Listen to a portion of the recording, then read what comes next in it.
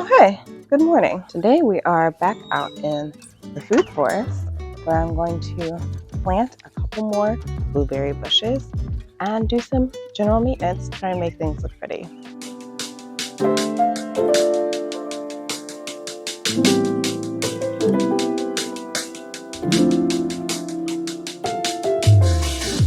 A few months ago, I decided to transform a corner of my yard into a food forest. There were already 2 apple trees here when I moved in, so I decided to plant a few fruit-producing shrubs to add beauty and potential harvest in this area. However, since I planted the blueberry and raspberry bushes, some of the plants were damaged or didn't survive the crazy summer heat, so I want to replace the plants that died and see what else I can grow to produce more food in this area. So now that it's time to plant our blueberry, we have dug a hole about as wide and as deep as the pot here. And I usually measure that by just plopping the whole pot into the hole and then saying, yep, that's deep enough.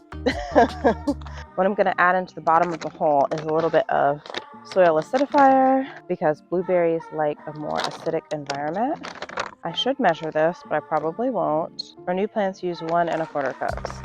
That feels like a lot. Okay, a little bit of that, which is going to lower the pH and create an environment that plants' roots will be happy about. And a little bit of this organic baritone fruit fertilizer, and this for new plantings, dig a hole, 1 cup of baritone. Okay, that feels about a cup. And I'm going to mix that with some of the existing soil that, just the native soil ground. Not really sure how healthy this blueberry plant is going to be. It was fruiting in the nursery, which is wild to me. And normally with things like vegetable plants, it'd be like, say, don't buy a plant that's already fruiting. It means it's done for the season. But the thing is how it's July, and it is the time of the year when this plant, oh my goodness, there's an earthworm in the container. Wow. Okay, the thing is how it's July, and it is the fruiting season of blueberries, has been for a while. I wasn't too weirded out by it. I just took it for what it is, and I actually did harvest all the ripe blueberries off it before I planted it because I figured all this shaking would shake any edible blueberries off. Okay, placing it in the hole, and then I'm gonna backfill with some compost and some of the native soil. Could I have dug a bigger hole? Yes. Technically, you're supposed to dig a hole that is twice as wide and just as deep as your plant.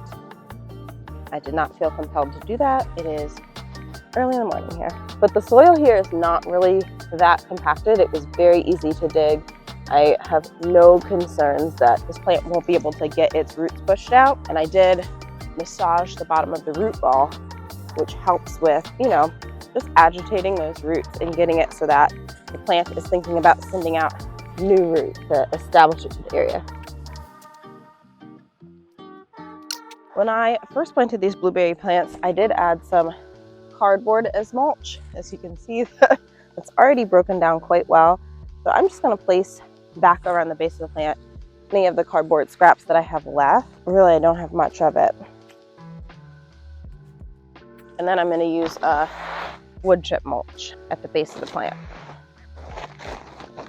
I guess you would call this like an arborist chip. It's not like a pretty mulch that you would buy in a bag. It's got twigs and leaves. This has been sitting out for a couple weeks, so most of the leaves are brown now and you can't really distinguish them anymore, but those leaves as they're breaking down will just continue to add nitrogen and feed the soil, which is why this kind of wood chip mulch with the leaves and other tree pieces is so good, because it adds all kinds of good organic material that will break down and feed your plant slowly. So this is like, I added the fertilizer, which will be the this season nutrition. And then as the wood chips and the compost break down, that can help to feed it in future seasons. Okay, and obviously you don't want to smother your plant, so I'm going to scoot my mulch out from the base of the plant just a little bit. So if you've ever seen anyone mulch a tree and they build like a big volcano up to the base of the tree, that is actually the wrong way to plant a tree. and it can cause a lot of disease issues because the tree trunk itself doesn't want to be buried. It needs to have airflow and breathe. So the better way, if we're going with the hilled reference, is to create a donut or a circle around the base of your tree or shrub with a little breathing room in the center at the base of the plant so that you don't create any fungus or mold or rot issues. All right, she's looking good. So I'm feeling pretty good about how it looks right now. I'm going to get my edge trimmer out and knock down some of the tall grass. And I'll show you one more thing that I'm doing to beautify this food forest space and produce a little bit more food.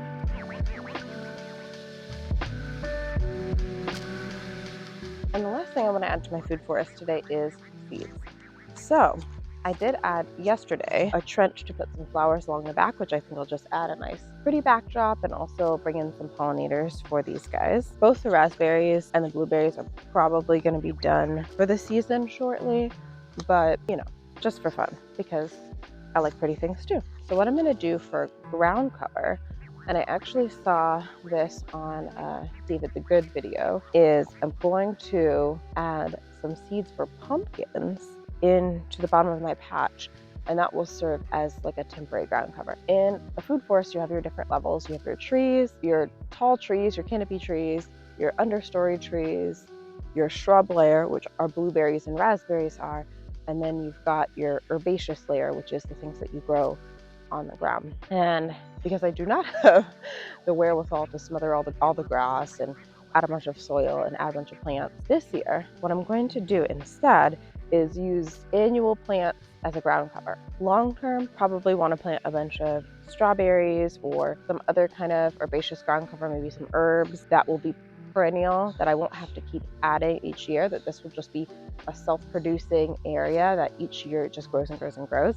But in the meantime, since this year, the apple trees were existing when I moved into the house, this year I added the shrub later for ground cover, and because I don't want to have to keep mowing the grass around the bushes because it's annoying, I'm going to add a couple of seeds. So a couple of pumpkin seeds here, and things that are sprawling like pumpkins will be really good for helping shade out the grass and keep the grass down. So just adding a couple of pumpkin seeds. I've also got a couple of winter squash seeds that I'm going to put in as well. And I'm just going to plop like a seed, not too deep, just into the soil. So like right here, just going to push it in with my finger a little bit, cover it up, pressing them into the soil just enough that the birds won't immediately get them. Birds will get some of them, which is why I'm planting a lot.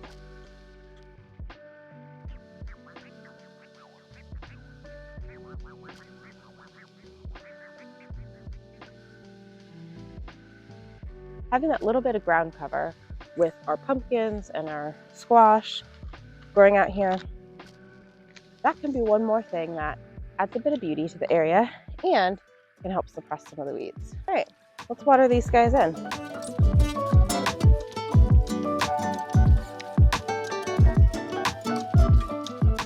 And that's all for today. For those of you who are new, my name is Raina. Welcome, so glad to have you here. I love to talk about gardening, sustainability, nature, being outdoors, cooking, all of that great stuff. If that sounds like something you'd be interested in, please go ahead and hit that subscribe button.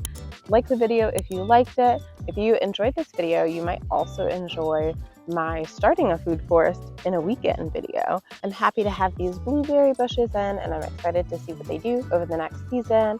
And I'll definitely check back in and let you know if those flowers come up and if the squash's ground cover works out for me. Comment below and let me know if you have tried doing any food forest technique, what you are using as your ground cover layer. I would actually be really interested to know that. I will see you in the next one. Bye-bye.